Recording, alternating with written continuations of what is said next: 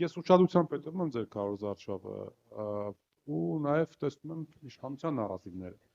Իշխանության հիմնական նարատիվները պատտվում են այդ պատերազմի խաղաղության շուրջ ու այս հարցի մասին ձեզ մի քանի անգամ տվել են, դուք կարճ պատասխան եք տվել, բայց մի քիչ ավելի լայն եթե հնարավոր է պատասխան տվեք։ Տեսեք, իշխանությունը ասում է մենք չկանք, մենք լինելու է պատերազմ։ Այսօր մինչև գալը կարդացի, որ իրենց ներկայացուցիչներից մեկը ասում էր, եթե մենք չենք վերընտրվում, անգամ թվեր են չեսնում 10,000 երեխա կսպանվի,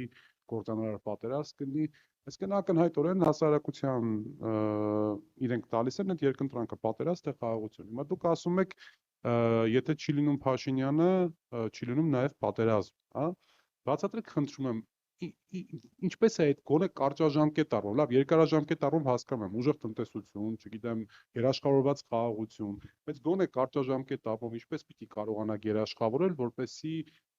ասենք, եթե Ադրբեջանը տեսնի օրինակ, որ իրենց համար այսպես ցանկալի իշխանությունը հեռանում է, չօգտվի այդ իրավիճակից ու այդ քաղաքական անցման շրջանից չօգտվի, եթե անշուշտ դուք հավաքեք ձայների մեծամասնություն կամ կոալիցիա։ Ընդհանրապես ում են ճնշում։ Ճնշում են թույլերին։ Դրանից է ամեն ինչ սկսվում։ Բոլոր պետություններն էլ միշտ հարձակվում են, երբ որ տեսնում են մյուս պետության ղեկավարը ճիշտ քաղաքականություն չի վարում, վախկոտ է, թույլ է, ոչինչի ընդունակ չի, ստախոս է։ Իսկ այս մարդը արդեն 3 անգամ ապացուցել է, որ ինքը պատերազմ բերող քաղաքական գործիչ է, որ ինքը վախկոտ է, ինքը ուժեղ է միայն ավտոբուսի մեջ, մնացած տեղերը ինքը ոչ մի ուժ չունի, բոլոր գերտերությունների հետ,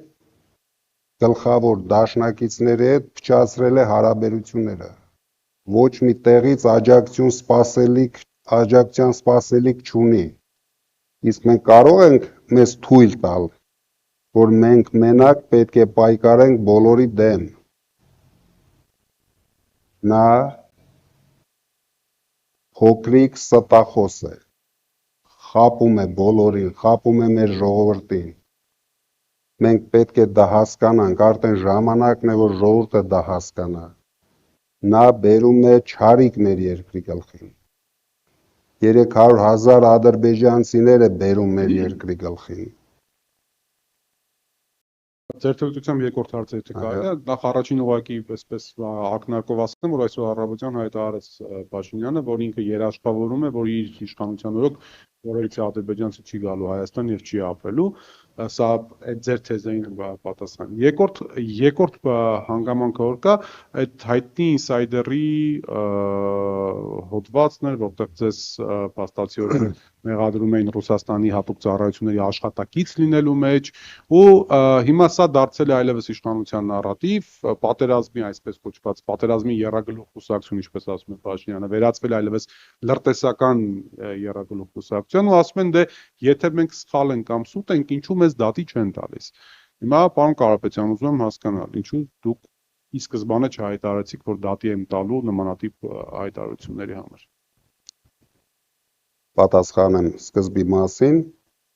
որ ինքը երաշխավորում է, որ 300,000 ադրբեջանցի չեն գալու։ Ինչով է երաշխավորում։ Թող երթվի Ալիևի Ազիզ արևով, որ ինքը երաշխավորում է։ Նույնիսկ համաձայն եմ, թող Սաֆարովի Ազիզ արևով երթվի, որ ինքը երաշխավորում է։ Ինչով է երաշխավորում։ Ինքը երաշխավորեց Արցախին եւ տեսանք ինչ եղավ Արցախի հետ։ Դուք հիշում եք, գոռգոռաց Արցախի հրապարակում եւ հետո շատ համեստ ձևով հրաժարվեց Արցախից։ Վերջին տարիներին 20 թվականից հետո Հայաստանի իշխանությունները Հայաստանի, թե Արցախի, թե Հայաստանի մասով ոչ մի որոշման չեն մասնակցում։ Իրենք ունեն շեֆ, շեֆը ինչ որոշում է, դա իրագործում է։ Իրենք կատարողներ են, իրենք գործիքներ են, մեր երկիրը, մեր պետությունը հայաթափելու գործիքները։ Երկրորդ մասը, հիշեցրեք հարցի։ Ինսայդերի հայտարարություն, երբ որ դուք Դե ես դրան չեմ էլ ուզում անդրադառնամ, ինչի համար, չնայած որ մեր փաստաբաները ամեն ինչ կանեն, բայց ինսայդերը ինչ է իրան, դուք լրագրողներ եք, դուք լավ հասկանում եք, հիմա կամ Փաշինյանը կամ խմբակի ինչ որ անդամ մի $1000 տվել են ինսայդերին, ինչ որ բան ա գրել, հիմա բոլորս պետք է դրան լուրջ ընդունենք ու անդրադառնանք,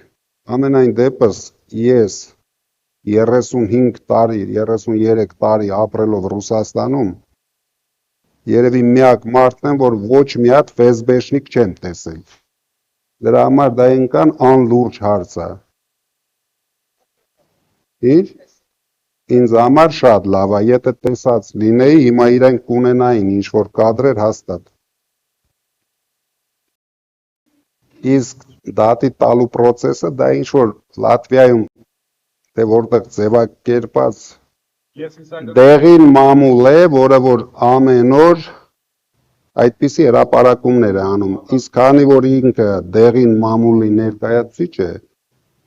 բռնել է կոնտակտը։